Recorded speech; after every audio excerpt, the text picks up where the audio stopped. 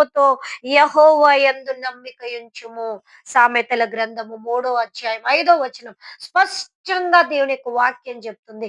నీ స్వబుద్ధిని ఆధారము చేసుకొనక నీ పూర్ణ హృదయముతో ఏం చేయాలంట మనము?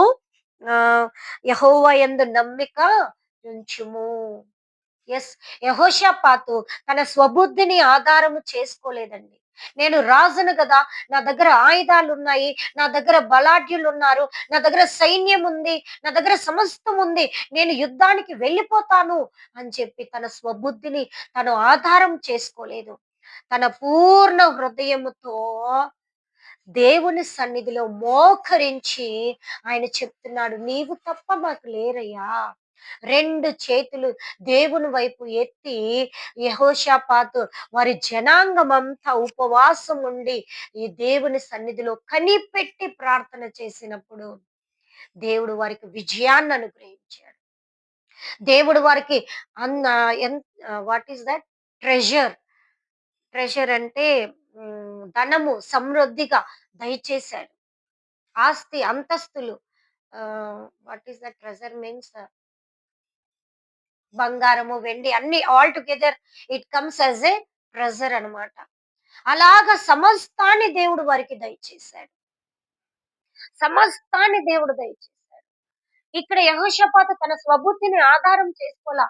నేను రాజు కదా, నాకు అసాధ్యమైందంటే ఏంటి? నేను ఎక్కడికెళ్ళినా నేను జయించగలను, నాకు సైన్యం ఉంది, నాకు ఆయుధాలు ఉన్నాయి అని స్వబుద్ధిని ఆధారం చేసుకోలా. విన్న వెంటనే దండెత్తుకొని వస్తున్నారా, ఎంత ధైర్యం వీరికి అని చెప్పి ఎదురు ఆయుధాలు ఎత్తుకొని పోలేదు.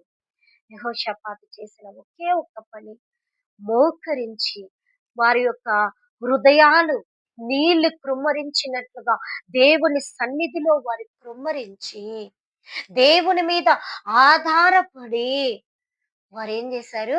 నమ్మిక ఉంచారు. నీవే మాకు చేయగలవు. ప్రవక్త వచ్చి చెప్తాడు, మీరు భయపడాల్సిన పనే లేదు. దేవుడు చెప్పాడు, మీరు హ్యాపీగా పొండి, యుద్ధము మీరు చేయాల్సిన పనిలా దేవుడే చేస్తాడు. ఎస్, ఏ సమస్యలు మన ముందుకు వచ్చినా, ఎలాంటి యుద్ధం అనే శోధన మన ముందుకు వచ్చినా, మన స్వబుద్ధిని మనం ఆధారము చేసుకొని ముందడుగు వేయకూడదు. యెహోషాపాతు వలె మనము దేవుని సన్నిధిలో ఫస్ట్ వచ్చి మోకరించి ఉపవాసం ఉండి దేవుని సన్నిధిలో ప్రార్థన చేస్తే దేవుడు ఖచ్చితంగా మనకు విజయాన్ని అనుగ్రహించే దేవుడు. హల్లెలూయా, హల్లెలూయా. వారు కేవలం విజయమే పొందుకోలేదు, ఎంతో ధనాన్ని, బంగారము, నగలు అన్నిటిని వారు పొందుకున్నారు.